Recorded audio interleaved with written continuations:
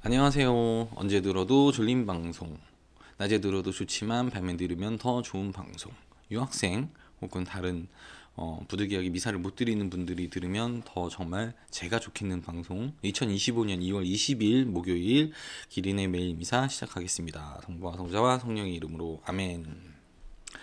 오늘은 연중 제6주간 목요일입니다. 예.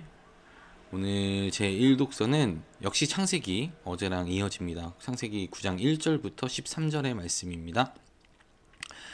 하느님께서 노아와 그의 아들들에게 복을 내리시며 말씀하셨다. 자식을 많이 낳고 번성하여 땅을 가득 채워라. 땅의 모든 짐승과 하늘의 모든 새와 땅바닥을 기어다니는 모든 것과 바다의 모든 물고기가 너희를 두려워하고 무서워할 것이다. 이것들이 너희의 손에 주어졌다. 살아 움직이는 모든 것이 너희의 양식이 될 것이다. 내가 전에 푸른 풀을 주었듯이 이제 이 모든 것을 너희에게 준다. 다만 생명, 곧 피가 들어있는 살코기를 먹어서는 안 된다. 나는 너희 각자의 피에 대한 책임을 물을 것이다. 나는 어떤 짐승에게나 그 책임을 물을 것이다. 남의 피를 흘린 사람에게 나는 사람의 생명에 대한 책임을 물을 것이다. 사람의 피를 흘린 자, 그 자도 사람에 의해서 피를 흘려야 하리라. 하느님께서 당신 모습으로 사람을 만드셨기 때문이다. 너희는 자식을 많이 낳고 번성하여라. 땅에 우글거리고 그곳에서 번성하여라. 하느님께서 노아와 그의 아들들에게 말씀하셨다. 이제 내가 너희와 너희 뒤에 있는 자손들과 너희 뒤에 오는 자손들과 내 계약을 세운다. 그리고 너희와 함께 있는 모든 생물, 곧 방주에서 나와 너희와 함께 있는 새와 집 짐승과 땅의 모든 들짐승과 내 계약을 세운다. 내가 너희와 내 계약을 세우니 다시는 홍수로 모든 살덩어리들이 멸망하지 않고 다시는 땅을 파멸시키는 홍수가 일어나지 않을 것이다. 하느님께서 다시 말씀하셨다. 내가 미래의 모든 세대를 위하여 나와 너희 그리고 너희와 함께 있는 모든 생물 사이에 세우는 계약의 표징은 이것이다. 내가 무지개를 구름 사이에 둘 것이니 이것이 나와 땅 사이에 세우는 계약의 표징이 될 것이다. 주님의 말씀입니다. 하느님 감사합니다. 화답송입니다. 주님은 하늘에서 땅을 굽어보시리라. 민족들이 주님 이름을 세상 모든 임금이 당신 영광을 경외하리이다. 주님은 시온을 세우시고 영광 속에 나타나시어 헐벗은 이들의 기도를 굽어 들여 주시고 그들의 기도를 물리치지 않으시리라. 오는 세대를 위하여 글로 남기리니 새로 창조될 백성이 주님을 찬양하리라. 주님이 드높은 성소에서 내려다보시고 하늘에서 땅을 굽어보시리니 포로의 신음을 들으시고 죽음에 붙여진 이들을 풀어주시리라. 당신 종들의 자손은 편안히 살아가고 그 후손은 당신 앞에 굳게 서 있으리라. 주님이 시온에서 당신 이름을 예루살렘에서 당신 찬양을 전하시리라.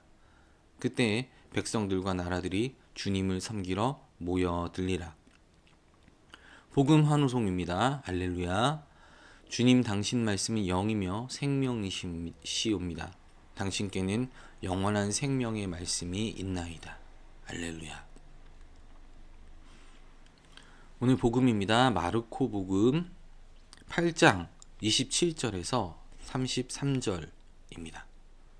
그때 예수님께서 제자들과 함께 카이사리아 필리피 근처 마을을 향하여 길을 떠나셨다.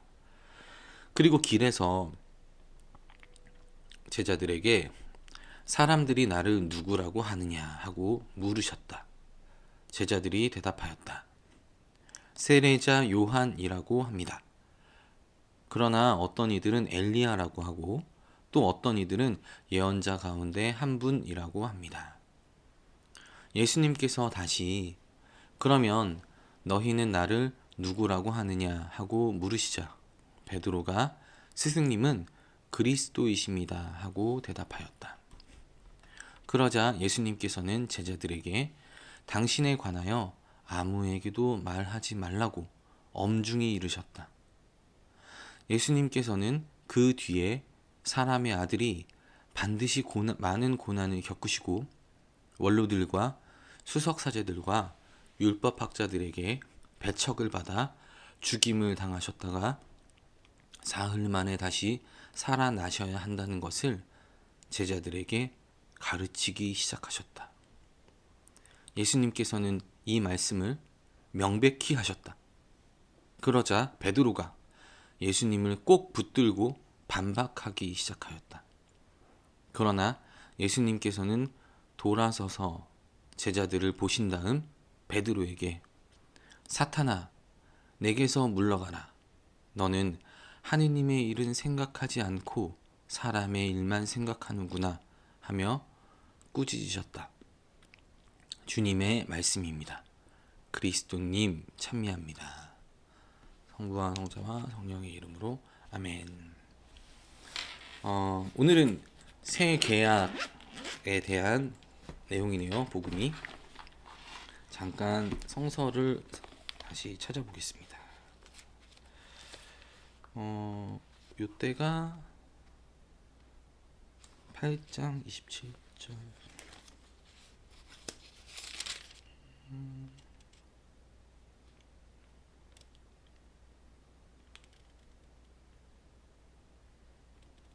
네. 27에서 33절.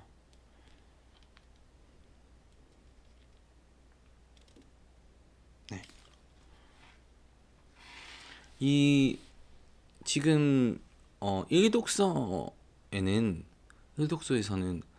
하느님께서 노아와 그의 아들들을 통해서 아들들과 함께 계약을 합니다.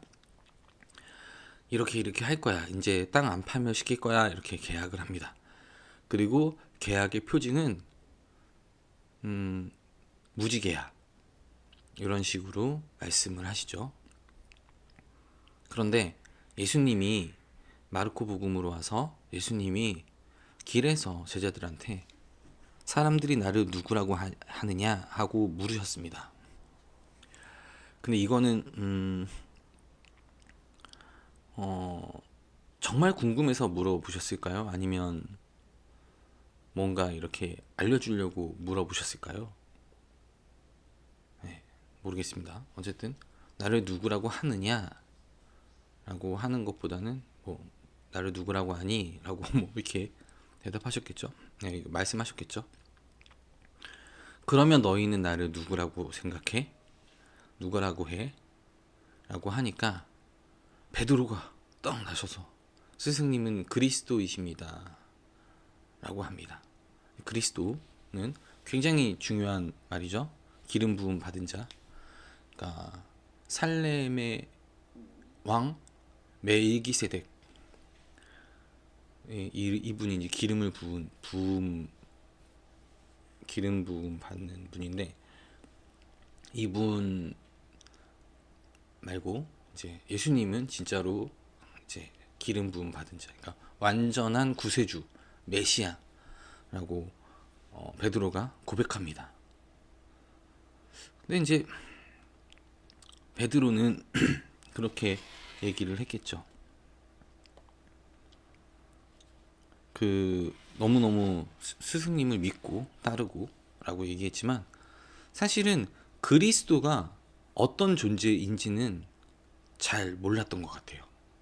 즉 예수님이 당신 스스로 직접 번제물이 되셔서 제물이 되셔서 하느님과 사람의 간의 계약을 다시 세우려고 하는 것 자체를 몰랐던 거죠.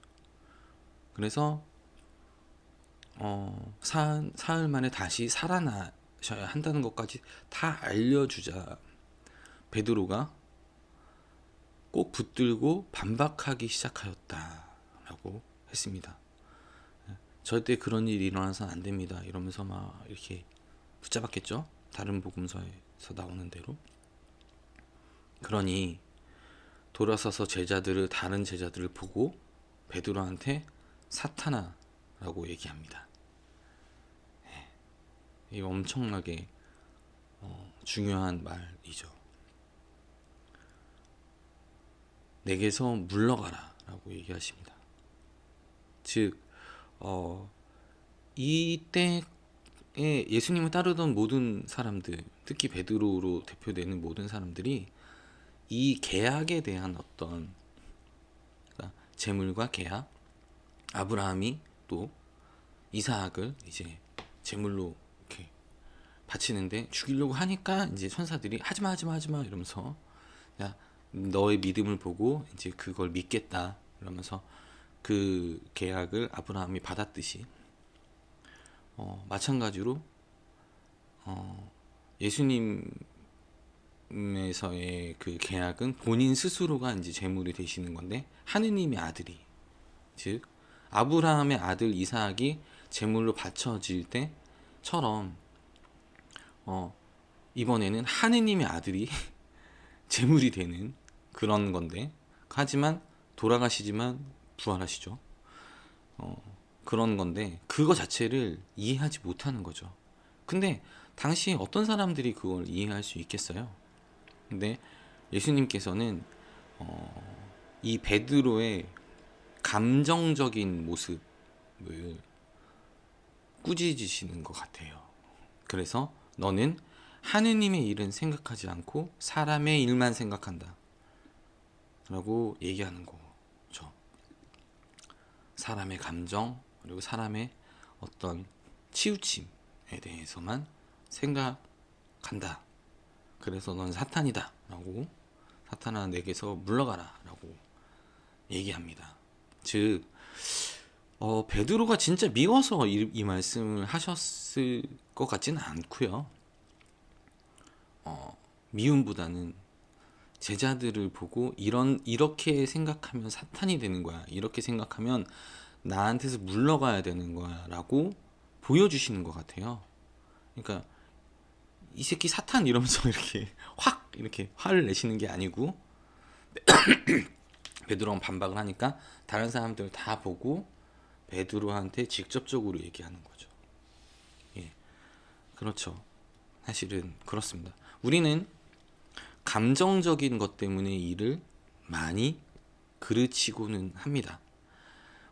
분명히 섭섭하고 서운할 수 있죠. 세상 일이. 그리고 나를 둘러싼 모든 일들이 좀 서운하고 섭섭하고 그럴 수는 있습니다. 하지만 감정에 치우쳐서 그것을 폭발시켜 버리면 굉장히 많이 일을 그르치고는 합니다. 내가 생각할 때는 이게 옳고, 내가 생각할 때는 이런 것이 정의라고 생각했는데 그것이 아님을 알았을 때 우리는 많이 부끄러워하죠. 하느님께서 노아와 세우신 이 위대한 계약, 하느님이 직접 말씀하시는 거죠. 하느님과 그리고 노아, 그리고 노아의 자손들, 그리고 사람들, 그리고 모든 생물 사이에 세우는 계약입니다. 예, 이제 세상이 멸망하지 않는다. 예, 그리고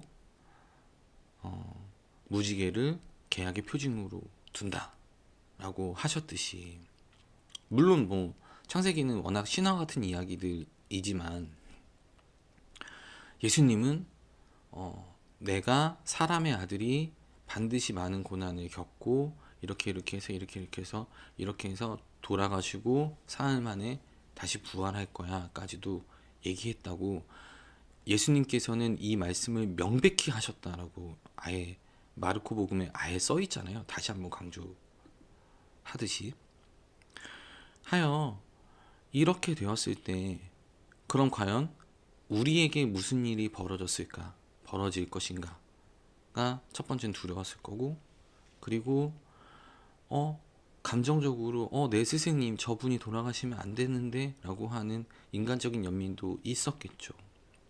예. 물론 그것이 나쁘다는 소리는 절대 아닙니다. 결코 아닙니다. 하지만 나를 둘러싼 것들 중에서 가장 중요한 것, 가장 중요한 질문, 너는 나를 누구라고 생각해? 라고 할 때 나는 이거라고 생각해 라고 대답이 왔을 때, 그래, 그럴 수도 있고 아닐 수도 있는데 어쨌든 나는 이렇게 이렇게 이렇게 하려고 해 라고 말을 했을 때, 그 말을 감정 아닌 저 사람의 진심으로 받아줄 수 있을까? 그리고 결국 우리 인생 여정에서 나는 누구인가, 내가 누구인지 나 스스로는 절대 깨닫지 못하죠. 어렵습니다.